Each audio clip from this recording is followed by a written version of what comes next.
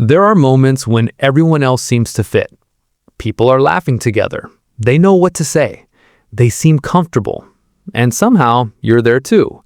But it feels like you're standing just a little outside the circle. Nobody pushed you away. Nobody said you don't belong. But that's still how it feels.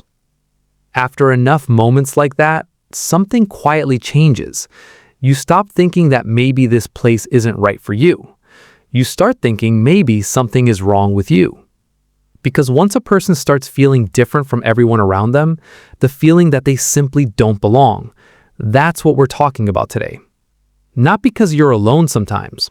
Everyone is alone sometimes. We're talking about the feeling that no matter where you go, something inside you keeps saying, "This isn't my place." That feeling is real, but the reason behind it is usually very different from what it first appears. Our brain has one important job. It tries to keep us safe, not just physically, socially too. For most of human history, living alone was dangerous. People survived because they stayed with a group. So the brain learns something.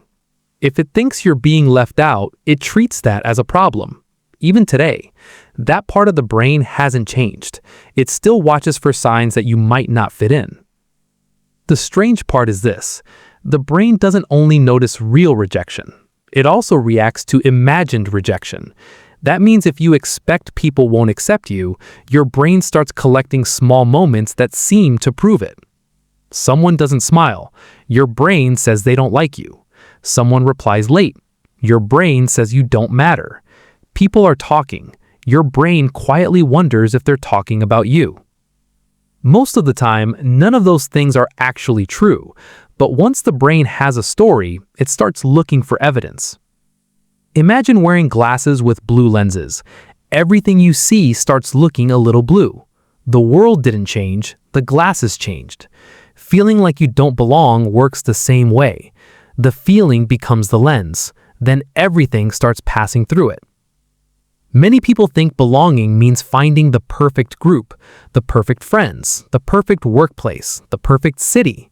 Sometimes changing your environment does help, but often the feeling follows you there, because the feeling wasn't living in the place, it was living in the story you were carrying. There's another reason this happens. Psychologists call it social comparison. That sounds complicated, but it simply means comparing yourself with other people. Your brain is always checking where you stand, who looks happier, who has more friends, who speaks with more confidence, who seems more successful. The problem is that you can only see their outside. You cannot see their inside. You can see someone laughing. You cannot see the anxiety they hide before walking into the room. You can see someone speaking confidently. You cannot see how much they doubted themselves before they started. So the comparison is never fair. You're comparing your private thoughts with someone else's public behavior. That comparison will almost always make you feel smaller. If the story becomes, "I don't belong," then every new experience gets squeezed into that same story, even when it doesn't fit.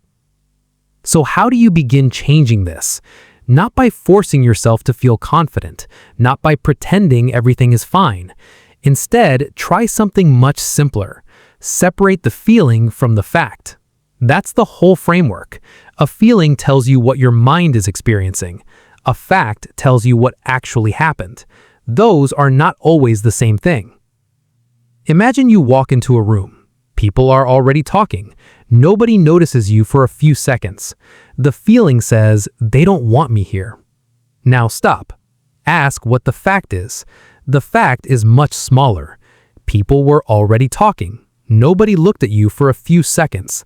That's all you actually know. Everything after that was added by the mind. Here's another example. You send the message. Hours pass. Nobody replies. The feeling says, "They don't care about me." The fact says, "They haven't replied yet." Those are two different sentences.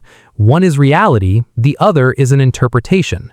When you learn to separate them, the mind becomes quieter. Not overnight, but little by little. There's something else worth remembering. Belonging is not something people hand to you like a ticket. It grows slowly. Think about your oldest friendship. It probably didn't become close on the first day. It happened after many small conversations, many ordinary moments, many chances to know each other. Belonging grows the same way. It doesn't arrive all at once. So if you don't feel it immediately, that doesn't mean it will never happen. Today, try one small thing. The next time you feel like you don't belong, don't argue with the feeling. Just ask one calm question. What are the facts and what is the story my mind is adding? That's enough. Or spend a few minutes with one person without trying to impress them. Don't worry about saying the perfect thing. Just stay present. Real connection usually begins when people stop trying so hard to earn it. You don't need to become someone else before you deserve a place. You were never meant to fit perfectly into every room. You were meant to be fully yourself in the rooms that are right for you. You're not a puzzle piece that was made wrong. You're a person whose mind has been trying to protect you in the only way it knows.